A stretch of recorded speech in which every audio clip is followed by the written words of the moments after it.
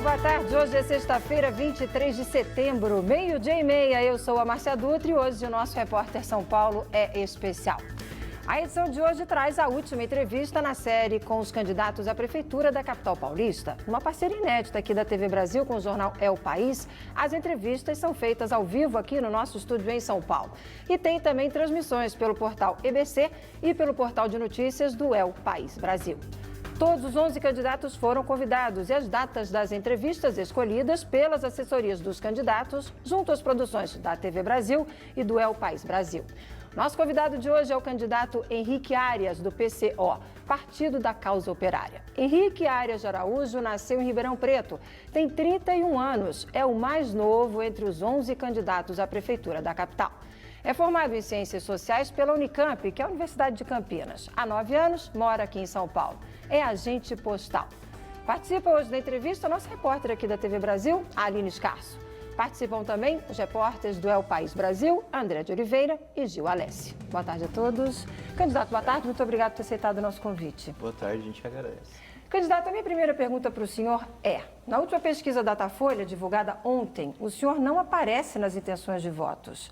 Mas quando o eleitor é perguntado em quem ele não votaria, o senhor já aparece com 19% de rejeição. Como é que o senhor interpreta, como é que o senhor avalia esse quadro? Bom, a gente do PCO tem destacado uma coisa importante em relação às pesquisas, né? Em primeiro lugar, sobre a própria situação da eleição.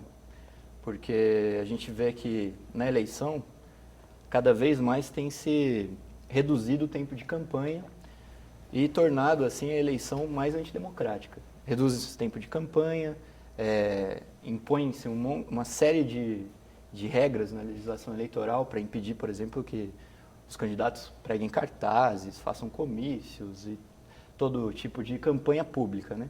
Ou seja, isso daí coloca a eleição sob o controle dos grandes monopólios da imprensa, né? Por exemplo, o convite que vocês fizeram aqui para a gente, que é muito importante, não foi feito por nenhuma outra emissora, né? Quer dizer, as emissoras que dominam a imprensa, né, em geral, de Globo, SBT, Bandeirantes, Record, simplesmente ignoram a nossa candidatura, ignoram o partido. Quer dizer, não há um debate de ideias, de fato. Há um controle da eleição por parte dessas grandes empresas capitalistas. Mas isso não significa que as pessoas não conheçam o senhor de uma forma geral. Aí ela não conhece para não escolher, mas ela conhece para rejeitar? É então, o senhor a rejeição? É o partido? Aí entra uma outra coisa que eu ia falar, porque essas pesquisas, na nossa opinião, elas não refletem a opinião das pessoas de fato, né?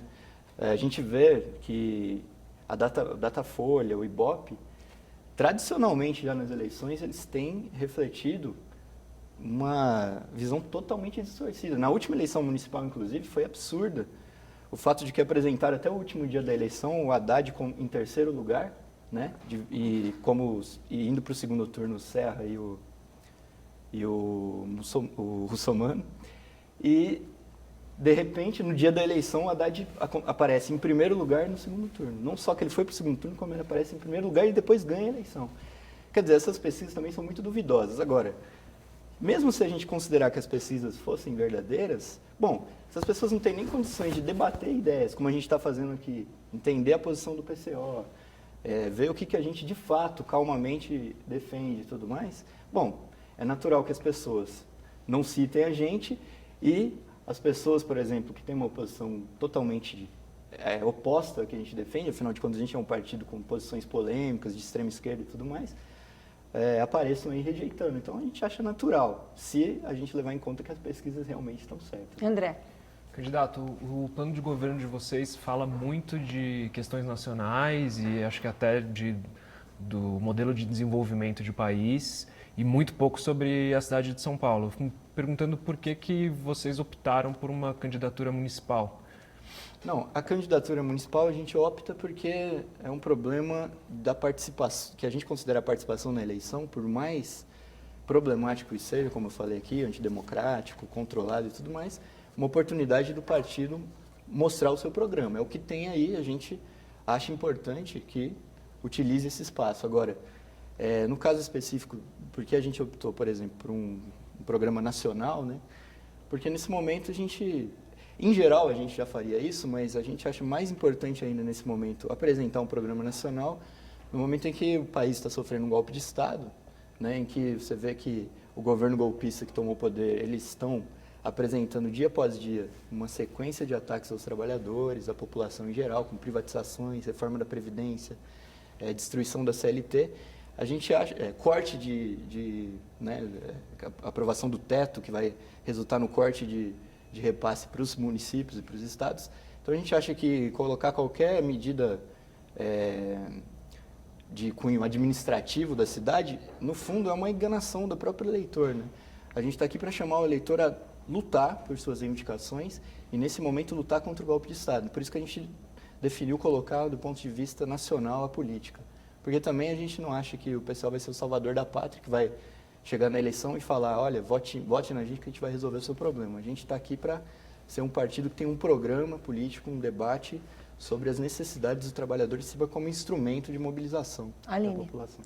Candidato, o PCO tem algumas propostas que, na teoria, deveriam ter grande aceitação popular, como, por exemplo, um salário mínimo de R$4.000, o fim de imposto para moradia e outros serviços sociais, né? No entanto, na prática, dados do TSE, a última eleição, o PCO teve 1.373 votos e, em 2008, um pouco mais, 1.656. Então, por que com tantas propostas populares voltadas para as pessoas com menor renda, que é a maioria das pessoas, vocês não conseguem conquistar nem 2.000 votos na cidade de São Paulo?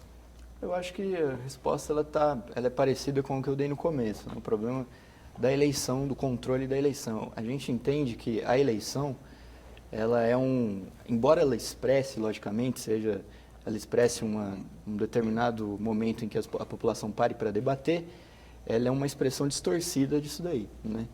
Então, por exemplo, uma coisa é você, dentro de do movimento operário, por exemplo, que você tem os trabalhadores mobilizados por determinadas reivindicações, você levantar um programa político em defesa desses trabalhadores. Você vai ser ouvido com muito maior facilidade. Outra coisa em eleições controladas pelos grandes partidos, pelos capitalistas, em que a imprensa, inclusive, procura distorcer, né, não dá a devida atenção a essas propostas e tudo mais, isso daí fica mais complicado. Então, não é bem que a população não adere a esse programa, mas é um problema de que a maioria da população não tem acesso a esse debate. Mas vocês têm ido até as pessoas, porque existe a televisão, mas existem outras formas de fazer política também, né? Sim, o PCO ele tem um jornal muito antigo já, chama Jornal Causa Operária, que já existe desde 1979, a gente tem panfletos, nós temos um site diário na internet com matérias, cerca de 20, 30 matérias por dia. A gente procura ter um meio independente de divulgação, né? A gente procura organizar os movimentos nas escolas, nas universidades, né? O nosso meio é esse daí. Candidato. Mas é o que eu falei, acaba que as eleições elas são uma representação, uma expressão distorcida disso. Candidato, uma das propostas, eu diria que uma das mais polêmicas da sua candidatura é na área de segurança pública. Vocês falam em criar milícias populares para fazer o que seria o papel da polícia hoje em dia. Isso vai de encontro ao Estatuto do Desarmamento, que é uma das, talvez, a grande política pública nacional. Enfim, a ONU aponta o Estatuto do Desarmamento como tendo sido responsável pela queda dos homicídios enfim, por poupar milhares de vidas. Essa defesa de rearmar a população coloca o PCO lado a lado com a bancada da bala, que é justamente uma das forças políticas mais conservadoras que temos, principalmente no Congresso. Isso não é contraditório? Até porque, levando em conta que essas vidas poupadas pelo Estatuto do Desarmamento, muitas vezes, a grande maioria delas são de moradores das periferias das grandes cidades, enfim. Bom, sobre as pesquisas, a gente tem enormes ressalvas sobre isso, né? Existe uma campanha de desarmamento, em geral, promovida pelos principais setores, pelos capitalistas estrangeiros, visto que, por exemplo, a campanha da Hillary Clinton, ela tem como mote isso daí. Então, quer dizer, o setor principal do imperialismo, né, que é o Partido Democrático Norte-Americano, ele defende essa proposta, né? Isso daí já deveria deixar a gente com uma pulga atrás da orelha. Em segundo lugar, sobre o problema da direita, da extrema-direita, defender o armamento também, a gente acha que embora a gente entenda a posição deles, claro, mas é uma posição diferente da nossa. No fundo, a posição deles é demagógica, porque eles defendem, por exemplo, o poder da polícia, o poder de repressão do Estado contra a população, o assassinato que a polícia promove. Parte dessa defesa que eles fazem do rearmamento da população é muito também para o próprio cidadão poder fazer a sua defesa. Então, a gente acha isso demagógico da parte deles, justamente por eles, na verdade, defenderem um Estado mais centralizador no sentido da repressão, né? O que a gente defende, nesse sentido, é o contrário da direita, porque a gente defende a dissolução da PM, a dissolução das guardas, e que a própria população aí sim, nos bairros, por exemplo, se organize, né? Então, por exemplo, você tem o armamento, a população tem o direito ao armamento, porque a gente acha que o Estado é um Estado dominado pelos capitalistas e que os capitalistas não têm que ter esse monopólio da arma, né? E a população vai ter o direito ao armamento e, ao mesmo tempo, ela vai eleger as pessoas, né? Assim como você elege, por exemplo, um deputado, um vereador, ou seja, lá o que for, as pessoas têm o direito de eleger aquelas pessoas que vão fazer parte da segurança e elegem e, ao mesmo tempo, têm direito também de revogar o mandato das pessoas. Quer dizer, é muito mais democrático. Então, a própria população vai controlar a segurança, né?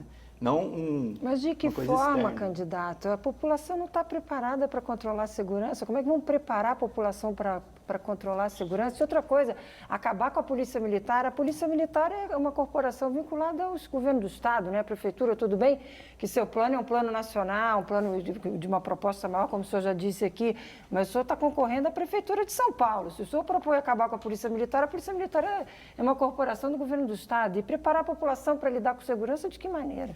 Então, sobre você mesmo já respondeu, né? É uma proposta de luta nossa, é uma proposta tradicional do PCO, a dissolução da PM.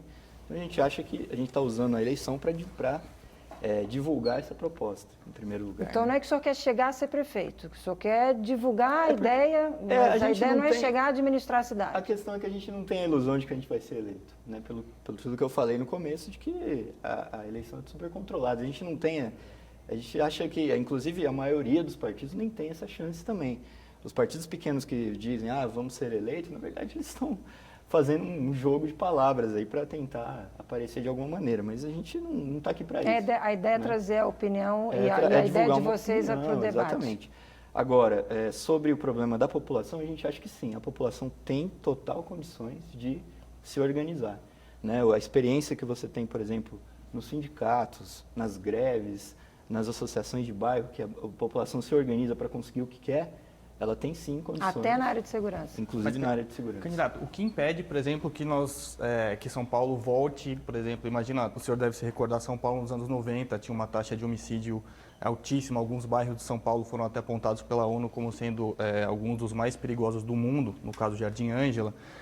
O que impede que esse rearmamento da população não leve a cidade para 20, 30 anos atrás, quando se matava por qualquer briga de bar, acabava em morte? Rapidamente essa resposta, por favor, que eu preciso para o Não, intervalo. aí eu acho que o que entraria justamente no problema das estatísticas, né? Eu não confio nessas estatísticas, precisaríamos olhar bem detidamente, porque a polícia, finalmente, a polícia militar é uma máquina de assassinar. Então, é difícil você falar assim, o armamento da população vai aumentar o homicídio, sendo que você tem uma polícia oficial que, né, comete aí homicídios todos os dias na periferia. Ok, agradeço por enquanto. A gente vai para um rápido intervalo e volta já com a sabatina com o Henrique Arias, do PCO. Até já.